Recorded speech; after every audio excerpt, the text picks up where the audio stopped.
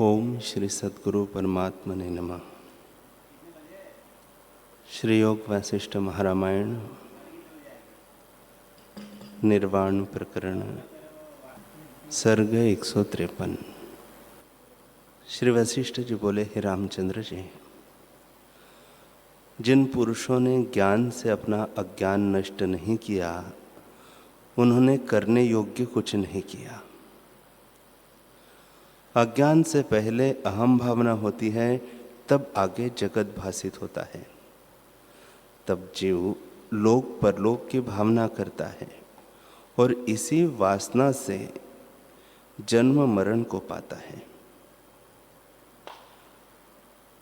हे रामचंद्र जी, जब तक हृदय में संसार का शब्द अर्थ दृढ़ है, तब तक शब्द अर्थ के अभाव का चिंतन करें और जहाँ जगत भासित होता है वह ब्रह्म की भावना करें। जब ब्रह्म भावना करेगा, संसार के शब्द अर्थ से रहित होगा और उसे आत्मपद भासित होगा। हे राम जी, इस संसार में दो पदार्थ है, एक यह लोक और दूसरा परलोक। अज्ञानी इस लोक का उद्यम करते हैं, परलोक का नहीं करते, इससे दुख पाते हैं और उनकी तृष्णा नहीं मिटती।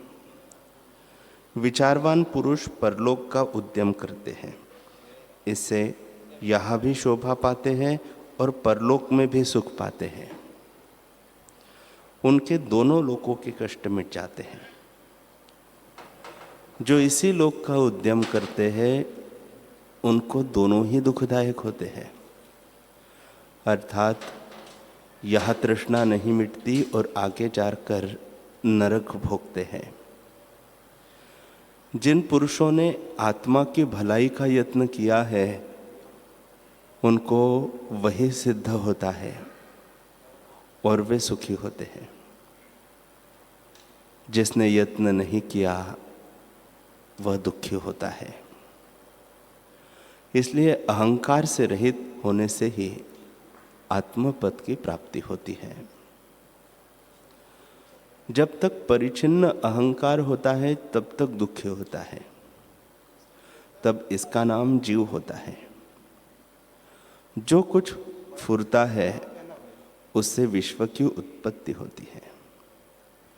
जैसे नेत्रों के खोलने से रूप दिखता है और नेत्रों के मूंदने से रूप का अभाव हो जाता है, वैसे ही जब अहंता जागती है तब दृश्य दिखता है, और जब अहंता का अभाव होता है तब दृश्य का भी अभाव हो जाता है। अहंता अज्ञान से सिद्ध होती है और ज्ञान के उपजने से निवृत्त हो जाती है।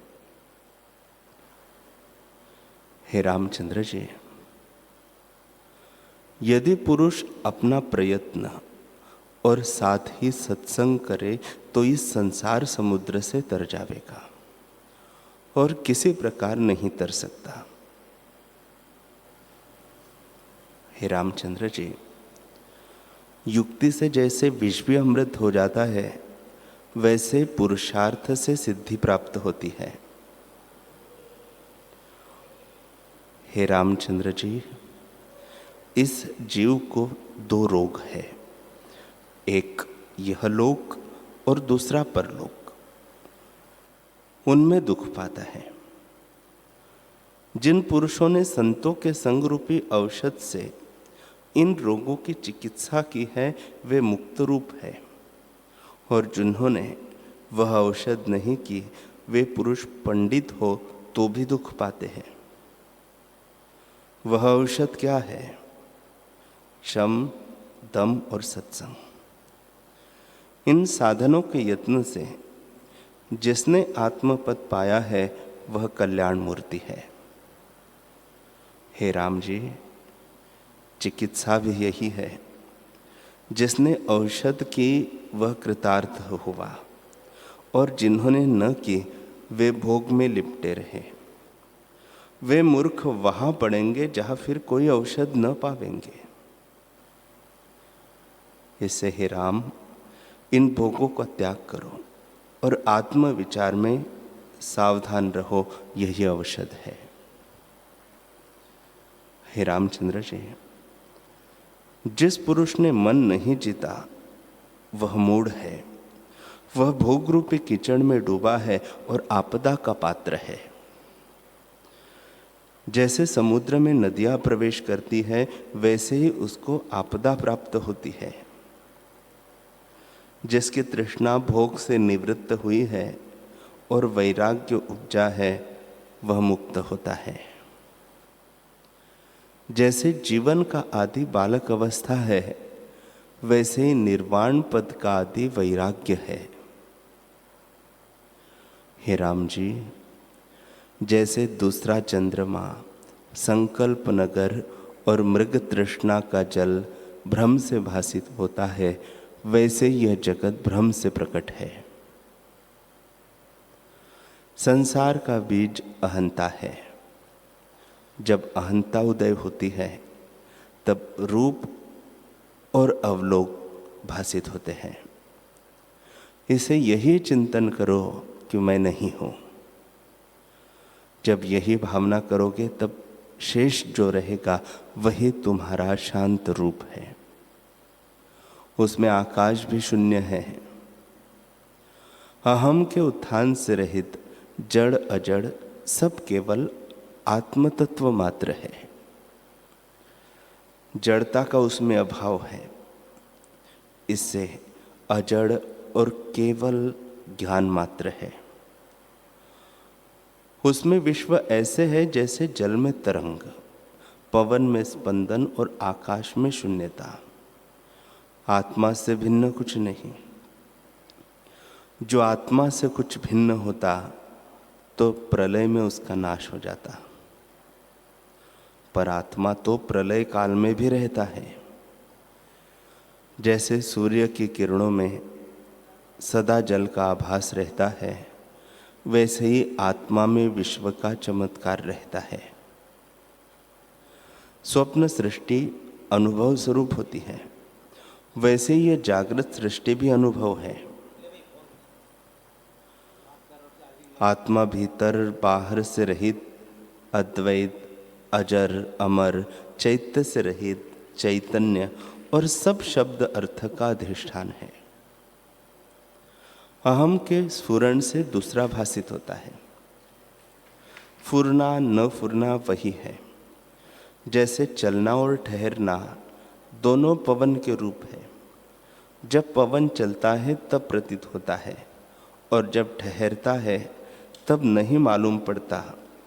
वैसे ही जब चित्त शक्ति फुरती है तब विश्वरूप होकर भासित होती है, और जब नहीं स्फुरित होती तब केवल मात्र पद रहता है। वह पद निराभास, अविनाशी, निर्विकल्प और सबका अपना रूप है। सत्य असत्य, जड़ चेतन आदि सब शब्द अर्थ उसी अधिष्ठान सत्ता में फुरते हैं। इसे उसी अपने स्वरूप में स्थित हो जाओ। जो परमार्थ सत्ता आत्म तत्व अपने स्वभाव में स्थित और अहम तुम से रहित केवल आकाश रूप सबका अधिष्ठान है। वशिष्ठ जी बोले, हे रामचंद्र जी, जिनको दुख सुख चलाते हैं, जो इंद्रियों के इष्ट में सुखी और अनिष्ट में दुखी होते हैं और राग द्वेष के अधीन रहते हैं, उनको नष्ट हुए जानो। जिनका पुरुष प्रयत्न नष्ट हुआ है, वे बारंबार जन्म पावेंगे, और जिनको सुख दुख नहीं चलाते उनको अविनाशी जानो। वे जन्म मरण की फांसी से मुक्त हुए हैं, और उनके लिए शास्त्र का उपदेश नहीं है।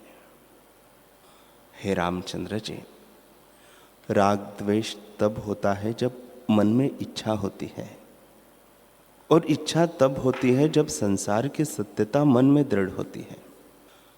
मनुष्य जिसको असत्य जानता है उसको बुद्धि नहीं ग्रहण करती, और उसकी इच्छा भी नहीं होती। और जिसको सत्य जानता है उसमें बुद्धि दौड़ती है। हे राम जी, अज्ञानी को संसार सत्य लगता है, इससे दुख पाता है। जब वह शांत पद का यत्न करे तब दुख से मुक्त हो। जिसमें अहम त्वम जगत ब्रह्म आदि शब्द कोई नहीं और जो केवल चिन्मात्र आकाश रूप है, उसमें ये शब्द कैसे हो? ये सब शब्द विचार के निमित्त कहे हैं, वास्तव में कोई शब्द नहीं है। वह अद्वैत और चैत्य से रहित चिन्मात्र है। जब सब शब्दों का बोध हुआ तब शेष शांत पद रहता है। इसी से उसे आत्म तत्व मात्र कहा है। यह जगत उसी में भासित होता है। इस जगत में जहाँ ज्ञप्ति जाती है उसका ज्ञान होता है। हे रामचंद्र जी, एक अधिष्ठान ज्ञान है और दूसरा ज्ञप्ति ज्ञान। अधिष्ठान ज्ञान सर्वज्ञ ईश्वर को है और ज्ञप्ति ज्ञान जीव को। एक लिंग शरीर का जिसको अभिमान है वह जीव है और सब लिंग शरीरों का अभिमानी ईश्वर है। जहाँ इस जीव की ज्ञप्ति पहुँचती है उसको यह जानता है। जैसे एक शैया पर दो पुरुष सोए हो और एक को स्वप्न आए कि मेघ गरजते हैं, तब दूसरा उस मेघ का शब्द नहीं सुनता क्योंकि ज्ञप्ति उसको नहीं आई है, परंतु मेघ तो उसके स्वप्न में है। जैसे सिद्ध विचरते हैं और जीव को नहीं दिखते क्योंकि उसकी ज्ञप्ति उन तक नहीं जाती। सब सृष्टि बसती है, उसका ज्ञान ईश्वर को है। वह सृष्टि भी संकल्प मात्र है, कुछ बनी नहीं और भ्रम से भासित होती है।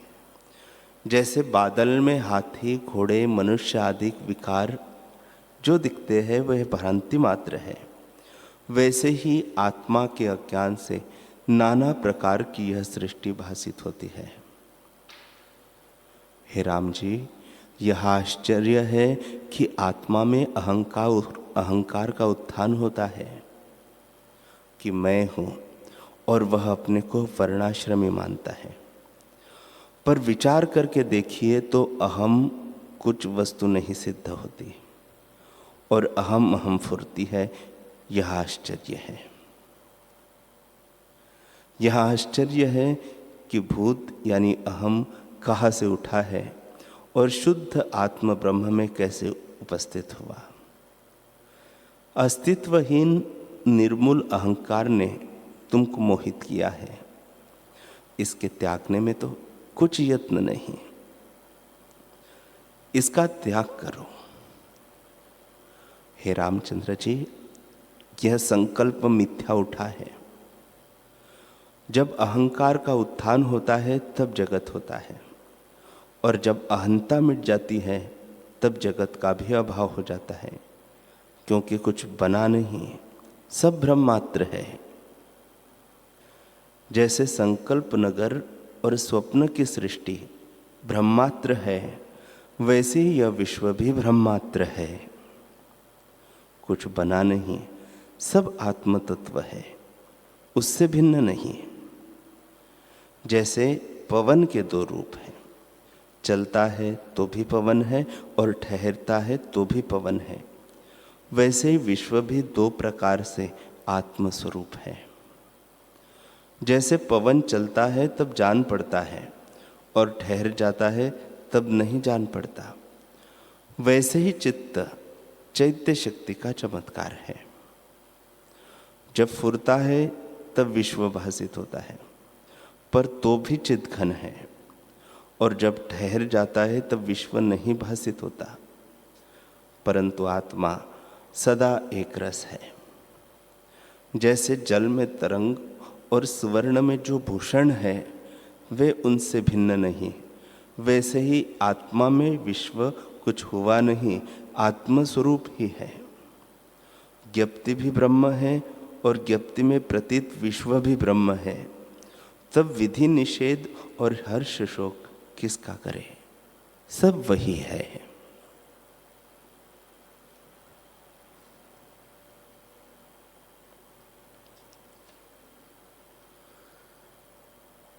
हरि ओम, हरि ओम।